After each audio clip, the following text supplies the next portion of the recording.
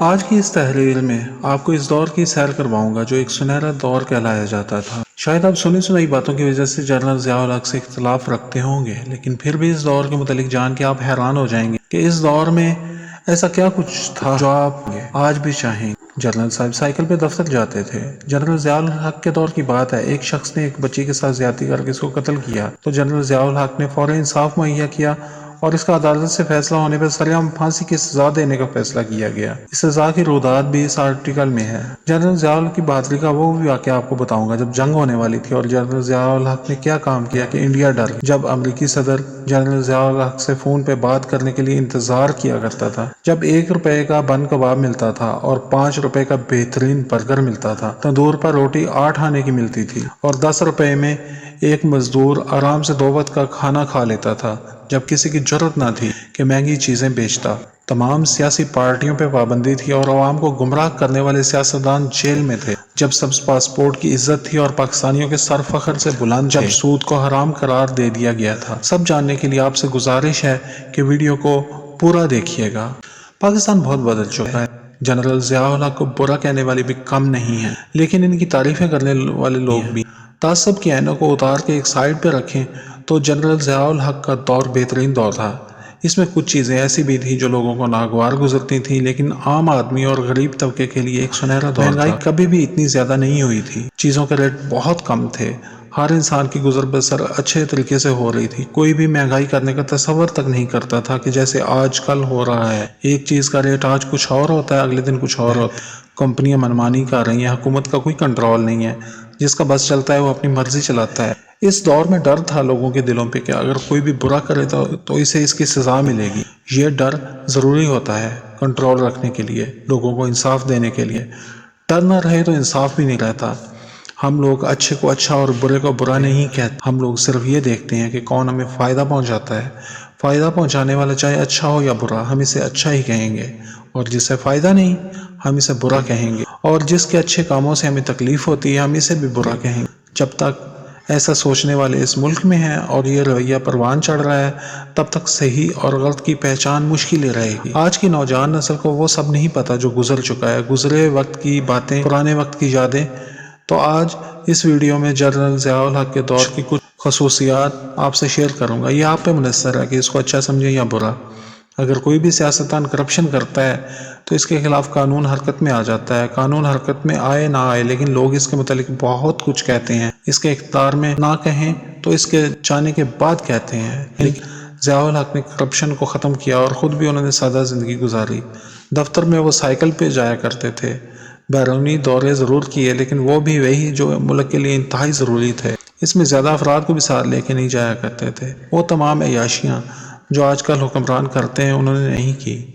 گاڑی بھی ضرورت کے وقت استعمال کیا کرتے تھے۔ یہی وجہ ہے کہ ان کے جانے کے بعد ان کی کوئی ناجائز پراپرٹی سامنے نہیں آئی کہ جو انہوں نے اقتدار میں بنائی ہو، یا کوئی ایسا کیس سامنے آیا ہو کہ انہوں نے اقتدار میں رہتے ہوئے فائدہ اٹھایا ہو یا کرپشن۔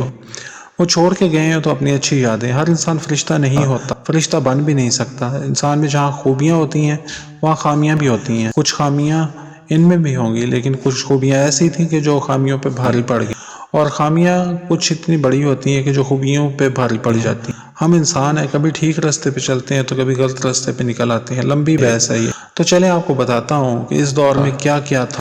وہ دور جب پاکستان میں تمام بھارتی میڈیا پہ پابندی، ٹی وی پہ ایک چینل ہوتا تھا اور نیوز کاسٹر سر پہ دوپٹہ رکھ کے آتی تھی۔ ٹی وی نشریات شام 4 بجے سے رات 11 بجے تک ہوتی تھی۔ نشریات کا آغاز اور اختتام تلاوت قرآن پاک، حمد اور نعت سے ہوتا۔ چوری زنا کی بہت سخت سزائیں تھیں اور ملک میں مکمل امن و امان تھا۔ 1 روپے کا بن کباب ملتا تھا اور برگر 5 روپے کا ملتا تھا۔ تندور پہ روٹی 8 آنے کی ملتی تھی اور 10 روپے میں ایک مزدور آرام سے 2 وقت کا کھانا کھا لیتا تھا۔ دکانوں پہ نرخ نامے لگے ہوتے تھے اور مجال ہے کہ کوئی 1 پیسہ بھی زیادہ لے لے۔ تمام سیاسی پارٹیوں پہ پابندی تھی اور عوام کو گمراہ کرنے والے سیاستدان جیل میں تھے۔ سرکاری اسکول کی فیس 10 روپے ماہانہ تھی اور پرائیویٹ اسکول 30 روپے ماہانہ۔ اسکول میں پڑھایا جانے والا نصاب سخت جانچ پڑتال سے گزرتا اور اسلام مخالف اور پاکستان مخالف کوئی چیز بچوں کو نہ پڑھائی جاتی۔ کالج میں 1 مہینہ فوجی ٹریننگ ہوتی جس میں حصہ لینے والوں کو 20 اضافی نمبر ملتے۔ پاکستان برانڈ کی تمام کمپنیوں کو تحفظ حاصل تھا۔ ملک کی اپنی Polka ice cream, RC cola, بنایا toothpaste, Fauji cornflakes, Nasir Siddique glass, Rehbar water cooler, proficient motor car, یاسوب ٹرک پاکستان میں عام نظر آتے۔ دور دراز گاؤں میں مسجد فجر اور ظہر کے درمیان سکول کے طور پہ استعمال ہوتی۔ تعلیم بالغاہ کے لیے نئی روشنی سکول شام کو کھلتے۔ اسی دور میں شریعت حکومت بنی، جس میں ایک مقدمے میں سود کو حرام اور قابل سزا جرم قرار دے دیا گیا۔ پھر 1988 میں جنرل ضیاء الحق ایک پرسرار حادثے میں شہید ہو گیا اور بے نظیر بھٹو کا دور شروع ہوا۔ سب سے پہلے بے نظیر نے ضیاء الحق کی تمام اسکیمیں بند کی، جن میں مسجد سکول اور نئی روشنی سکول شامل تھے۔ پھر زنا کی سزا حدود آرڈیننس پاس کرا کے ختم کر دی۔ تعلیم بھی مہنگی ہوتی گئی اور پرائیویٹ کالج اور اکیڈمیز کی بھرمار ہوتی گئی۔ اس کے بعد نواز شریف کے دوسرے دور حکومت میں آرڈیننس پاس کر کے شرعی عدالت کو ختم کر دیا گیا۔ ایک اور برا کام یہ کیا گیا کہ سود کے حرام اور قابل سزا جرم کے شرعی فیصلے سپریم کورٹ لے جایا گیا، جو آج تک سٹے پہ ہے، بالکل ایسے ہی جس طرح کچھ حکومتیں اور وزارتیں سٹے پہ چلتی رہیں۔ اسی سٹے کی آڑ میں سود کا کام پھر سے شروع ہو گیا، یعنی اللہ اور اس کے نبی سے جنگ کھلے عام شروع کر دی گئی۔ کہہ لیں کہ جنرل ضیاء ایک ڈکٹیٹر تھا، مگر ساری دنیا کا کفر اسے کانپتا تھا۔ وہ سارے عناصر جنہوں نے عوام کا جینا دو بار کیا ہوا تھا، اس سے ڈرتے تھے۔ کبھی کسی کی جرت نہیں تھی کہ عوام کے لیے مشکلات پیدا کرتا۔ اپنے ملک کے سارے سازشی عناصر اس کے دور میں سہمے بیٹھے۔ جنرل ضیاء الحق نے اکیلے اپنے دور میں باوجود تمام تر مشکلات اور اختلافات کے نفاذ اسلام کے لیے جتنا کام کیا، اس کا 10واں حصہ بھی اس سے پہلے اور بعد کے آنے والی تمام سیاسی و غیر سیاسی حکومتیں اور مذہبی جماعتیں مل کر بھی نہ کر۔ اس کے کیے گئے کام کی مختصر تفصیل پیش خدمت ہے۔ حد قذف کے قانون کا نفاذ کیا گیا، حد زنا کے قانون کا نفاذ کیا گیا، حرابہ حد ڈاکہ کے قانون کا نفاذ ہوا، حد سرقہ کے قانون کا نفاذ ہوا، اسلامی قانون شریعت کا نفاذ کیا گیا، نظام صلاحات کی ترویج اور دفاتر میں اس کے قیام کی کوشش کی گئی، جس کی وجہ سے سرکاری دفاتر، ایوان صدر اور مسلح افواج کے کہلانے والے اداروں میں باقاعدہ نماز باجماعت ادا کی جانے لگی۔ زکوٰۃ اور عشر کے سرکاری تحصیل و تقسیم کے نظام کا قیام عمل میں آیا، شریعت کورٹ کا قیام عمل میں آیا، اسلام آباد میں بین الاقوامی اسلامی یونیورسٹی کا قیام عمل میں آیا، دینی مدارس کی سندات کو ملک کی عام یونیورسٹی کالجوں کی سندات کے ہم پلہ قرار دے دیا گیا اور ان کے لیے سرکاری ملازمتوں کے دروازے کھولے گئے۔ گورنمنٹ ہاؤسز اور سرکاری تقاریب اور میسز کو شراب نوشی اور فحش سے پاک کیا گیا۔ ہوائی جہازوں کو اپنی پروازیں مسنونہ دعا سے شروع کرنے کا پابند بنایا گیا اور PIA کی غیر ملکی پروازوں میں بھی شراب نوشی سے مہمان نوازی بند کروا دی گئی۔ سرکاری سطح پہ سیرت کمیٹیوں کا قیام اور ان کے تحت بین الاقوامی سطح پہ سیرت کانفرنسوں کا انعقاد کیا۔ سیرت نبوی صلی اللہ علیہ وآلہ وسلم پہ ملک کی مختلف زبانوں میں لکھی جانے والی بہترین کتب پہ صدارتی ایوارڈ دینا شروع کیے گئے۔ قومی زبان اور لباس کو اندرون اور بیرون ملک اس کا اصل مقام دیا گیا۔ پینٹ شرٹ کی جگہ سرکاری دفاتر اور تقاریب میں قومی لباس اور زبان کو دوبارہ عام کیا گیا، یہاں تک کہ غیر ملکی مہمانوں کے اعزاز میں دیے عشائیوں میں بھی صدر مملکت کی تقریر قومی زبان میں کی جانے لگی۔ سرکاری ذریعہ ابلاغ، TV، ریڈیو اور پریس کو صریحاً لا قانونیت اور خلاف اسلام باتوں سے روک کر اسلامی اور پاکستانی نظریاتی حدود کا پابند بنانے کی کوشش کی گئی۔ ضیاء الحق پاکستان کے پہلے اور واحد لیڈر ہیں جنہوں نے سود کے خاتمے کی پہلی عملی کوشش کی اور پاکستانی بینکوں میں بلا سود کھاتوں کا آغاز ہوا۔ اس سلسلے میں اسکالرز اور دانشوروں کو دعوت دی گئی کہ ایک متبادل اسلامی معاشی نظام کا خاکہ تیار کریں، جس پر اس وقت ایسے تحقیقی مقالے لکھے گئے جن کو دنیا بھر میں شہرت ملی۔ پچھلے چند سو سال کی اسلامی تاریخ میں جنرل ضیاء الحق پہلے مسلمان سپہ سالار ہیں جنہوں نے جہاد اور فلسفہ کو دوبارہ زندہ کرتے ہوئے دنیا کی ایک بڑی اور ظالم حملہ آور قوت کو شکست دی۔ بعض اسکالرز کے نزدیک یہ عالم اسلام کی تقریباً 800 سال کے بعد پہلی بڑی فتح تھی جس میں کم از کم نصف درجن سے زیادہ اسلامی ممالک کو آزادی ملی، اور اسی جہادی روح کی بدولت آج امریکہ شکست کے دہانے پہ ہے امریکہ نے جنرل ضیاء الحق کو تو مار دیا تھا، لیکن اس کی روح آج بھی پاکستان کی افغان پالیسی پہ چھائی ہوئی ہے اور امریکہ سے برسر پیکار ہے۔ پاکستان جب سے بنا ہے تب سے آج تک پاکستان میں فحاشی بتدریج بڑھتی جا رہی ہے۔ خاص کر پیپلز پارٹی کے ہر دور حکومت میں اس کو کبھی کسی بھی لیڈر نے روکنے کی کوشش نہیں کی۔ جنرل ضیاء الحق پاکستان کے وہ ہر تھے جنہوں نے نہ صرف اس کو پوری قوت سے روک دیا بلکہ اس کو ختم کرنے کے اقدامات بھی کیے، جس پہ کچھ خود ساختہ صحافیوں نے کہا کہ ضیاء الحق نے پائل کی جھنکار کا گلا گھونٹ دیا ہے، ضیاء ظالم اور شفاق ہے۔ پاک فوج کا نعرہ ایمان، تقوی اور جہاد فی سبیل اللہ ضیاء الحق کا ہی دیا ہوا ہے۔ سرکاری تقاریب کا آغاز تلاوت کلام پاک آج سے، حتیٰ کہ اقوام متحدہ کی جنرل اسمبلی میں بھی جنرل ضیاء الحق نے اپنی تقریر کا آغاز تلاوت قرآن سے کیا، جس کی آواز پوری دنیا میں گونج اٹھی۔ جنرل ضیاء الحق کے دور کی بات ہے کہ ایک شخص نے ایک بچی کے ساتھ زیادتی کر کے اس کو قتل کیا تو جنرل ضیاء الحق نے فوری انصاف مہیا کیا اور اس کا عدالت سے فیصلہ ہونے پہ سر عام پھانسی کی سزا دینے کا فیصلہ کیا گیا۔ اعلان کیا گیا کہ فلاں وقت اس مجرم کو پھانسی دی جائے گی۔ وقت مقرر سے پہلے لوگ جمع ہونا شروع ہو گئے، ہزاروں کی تعداد میں لوگ دھوبی گھاٹ فیصل آباد میں جمع ہو گئے۔ وہ اس سزا کو اپنی آنکھوں کے سامنے دیکھنا چاہتے تھے۔ سب کے دلوں میں اس درندے کے لیے نفرت تھی اور وہ سوچ رہے تھے کہ ہو سکتا ہے کہ اس فیصلے پہ عمل درآمد نہ ہو سکتا ہے بیرونی مداخلت کے باعث یا کسی اور وجہ سے اس کی سزا منسوخ ہو جائے۔ آپس میں تبصرے جاری تھے اور وقت مقررہ کا انتظار کیا جا رہا تھا کہ کیا ہوتا ہے۔ مجرم کو لایا گیا تو سارے مجمع کو سام سونگ گیا۔ اس سے پہلے کبھی کسی نے یہ منظر نہیں دیکھا تھا۔ لوگ دیکھنے آئے بھی تھے لیکن ڈر بھی رہے تھے کہ کیسے اپنی آنکھوں سے وہ کسی کی جان نکلتے دیکھیں گے، لیکن ان سب کی نفرت انہیں وہاں کھینچ کے لائی تھی کہ وہ اس درندے کا حشر اپنی آنکھوں سے دیکھ سکیں۔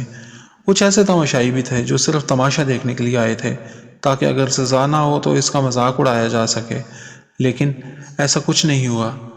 وقت مقررہ پہ اس مجرم کے چہرے پہ ماسک ڈالا گیا اور گلے میں پھندا ڈال کے تختہ دار پہ لٹکا دیا گیا۔ کچھ دیر بعد تڑپنے کے اس کی جان نکل گئی۔ یہ ایسا دہشت ناک منظر تھا کہ لوگ خاموش کھڑے دیکھتے رہ گئے۔ کافی دیر تک سناٹا چھایا رہا۔ اس کے بعد اس واقعہ کی دہشت سالوں تک رہی۔ سالوں تک کوئی ایسا واقعہ رونما نہ ہوا۔ سزا ہو تو جرم رک جاتے ہیں۔ جنرل محمد ضیاء الحق کی بہادری اور معاملہ فہمی کا ایک اور تاریخی واقعہ کچھ اس طرح ہے کہ ان دنوں پاک بھارت کشیدگی اپنے عروج پہ تھی۔ دونوں طرف سے لائن آف کنٹرول پہ ہلکی پھلکی جنگ جاری تھی۔ بھارتی سیاستدانوں کے آئے دن سخت دھمکی آمیز بیانات اخبارات اور ٹی وی کی زینت بن رہے تھے۔ اسی پہ اکتفا نہیں کیا گیا تھا بلکہ بھارت کھلے عام جنگ کی دھمکیاں دے رہا تھا۔ تب پاکستان اور انڈیا کا کرکٹ میچ ہو رہا تھا۔ پاکستانی کھلاڑی بھی ان حالات میں خوف زدہ تھے کہ کہیں انتہا پسند ہندوؤں نے نقصان نہ پہنچا دے۔ جنرل ضیاء الحق نے اچانک کرکٹ میچ دیکھنے کا ارادہ کیا اور وہ انڈیا جا پہنچے۔ اس دور میں راجیو گاندھی انڈیا کا وزیر اعظم تھا۔ وہ حیران رہ گیا۔ اسے یہ توقع نہیں تھی کہ اتنی کشیدگی کے باوجود جنرل محمد ضیاء الحق اکیلے میچ دیکھنے انڈیا آ جائیں گے، لیکن اب وہ آ چکے تھے تو انہیں نہ چاہتے ہوئے پروٹوکول دیا گیا اور پھر میچ دکھانے وہ ان کے ساتھ اسٹیڈیم چلا گیا۔ جنرل ضیاء الحق بڑے مطمئن تھے اور خوش دلی سے انہوں نے راجیو گاندھی کا حال چال پوچھا اور پھر اسے کہنے لگے، اگر پاک بھارت جنگ ہو جاتی ہے تو کیا آپ ایٹم بم استعمال کریں گے؟ راجیو گاندھی یہ سوال سن کے سکتے میں آ گیا۔ اسے یہ توقع نہیں تھی کہ یوں کھلے عام اس سے یہ سوال پوچھ لیا جائے گا۔ ابھی اس نے جواب بھی نہیں دیا تھا کہ جنرل ضیاء نے ہنس کر کہا، آپ کریں گے یا نہیں؟ لیکن ہم تو استعمال کر دیں گے۔ یہ سوال سن کر سکتے میں آ گیا۔ اسے یہ توقع نہیں تھی کہ یوں کھلے عام اس سے یہ سوال پوچھ لیا جائے گا۔ ابھی اس نے جواب بھی نہیں دیا تھا کہ جنرل ضیاء نے ہنس کر کہا، آپ کریں گے یا نہیں؟ لیکن ہم تو استعمال کر دیں گے۔ جنرل ضیاء کی یہ بات سن کے راجیو گاندھی ٹھنڈا ہو گیا۔ میچ دیکھا اور اس کے بعد جنرل محمد ضیاء الحق واپس آ گئے۔ ان کی واپسی کے بعد بیانات کا سلسلہ کم ہو گیا اور کشیدگی ایک دم سے ختم ہو گئی۔ ان کی جرأت کا یہ واقعہ تاریخ میں ہمیشہ کے لیے لکھا جائے گا۔ یہ جرأت اس کے بعد کسی نے نہیں دکھائی، بس ابھی کاغذی شعر بنے رہے۔ جنرل ضیاء الحق کو خانہ کعبہ میں امامت کا اعزاز بھی حاصل ہوا۔ نماز کے دوران خانہ کعبہ کے امام یہ کہتے ہوئے ایک سائڈ پہ ہٹ گئے کہ جنرل صاحب، مسلم امہ کے امام تو آپ ہیں، آپ آئیے اور امامت کروائیے۔ جنرل ضیاء الحق نے امامت کروائی اور اس طرح تلاوت کی کہ وہ خود بھی آبدیدہ ہو گئے۔ ان کے پیچھے نماز پڑھنے والوں پہ بھی رکعت طاری ہو گئی۔ روضہ رسول صلی اللہ علیہ وسلم گئے تو ان کے لیے روضہ رسول صلی اللہ علیہ وسلم کا دروازہ کھول دیا گیا۔ وہاں انہوں نے امت مسلمہ کے لیے رو رو کے دعا کی۔ واپسی پہ روضہ رسول صلی اللہ علیہ وسلم کے محافظین نے آپ کو دروازہ کی دوبارہ چابی دی کہ آپ دوبارہ جائیں، اور یہ اعزاز صرف جنرل ضیاء الحق کے حصے میں آتا ہے کہ وہ ایک ہی دن میں 2 بار روضہ رسول صلی اللہ علیہ وسلم میں گئے۔ وہ پاکستان کو دنیا کا نمبر 1 اسلامی ملک بنانا چاہتے تھے، اسلامی قوانین نافذ کرنا چاہتے تھے، اس لیے ان کے زیادہ تر دشمن وہی ہیں کہ جنہیں اسلامی قوانین پسند نہیں، جو سیکولر نظام نافذ کرنا چاہتے ہیں۔ جنرل ضیاء الحق کا نفاذ اسلام کے لیے کام بتدریج جاری تھا، لیکن کچھ عناصر کو یہ گوارا نہ تھا۔ کاش وہ کچھ عرصہ اور رہتا۔ جنرل ضیاء الحق ہم پہ اسلام نافذ نہ کر سکا، شاید ہم اس قابل ہی نہ تھے، لیکن اس نے کہا کہ میں اگر اسلامی نظام نافذ نہ بھی کر سکا تب بھی اتنا ضرور کر جاؤں گا کہ اس کے بعد کسی کے لیے وہاں سے واپسی ممکن نہیں ہوگی، اور اس نے کر دکھایا۔ آج جنرل ضیاء الحق کو بس فیصل مسجد میں سپرد خاک ہوئے 35 سال ہو چکے ہیں۔ سب حکمرانوں کے لیے یہ ایک سبق ہے کہ اچھے کام کرو گے تو جانے کے بعد بھی لوگ اچھے الفاظ میں یاد رکھیں گے، ورنہ کوئی نام لیوا بھی نہیں ہوگا۔ یہی آخری منزل ہے۔ اللہ تعالیٰ جنرل ضیاء الحق کو جنت الفردوس میں اعلیٰ مقام عطا فرمائے، آمین۔